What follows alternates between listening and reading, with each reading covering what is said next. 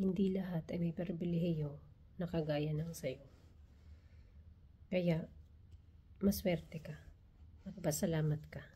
Kasi, sa totoo lang, marami ang naghahangad na maging katulad mo.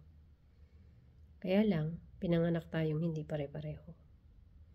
Pero, hindi yun sapat na dahilan para maging arugante o mayabang tayo sa pagkakaroon ng pribilehiyong iyon. Sa halip, i-share natin ito sa iba. Okay? Matuto tayong magpala sa iba nating mga kababayan o kapwa. Sa halip, kung may maganda kang oportunidad, i-share mo sa kanila.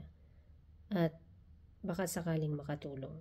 So, in the end, naging purposeful pa yung buhay mo kasi nakatulong ka.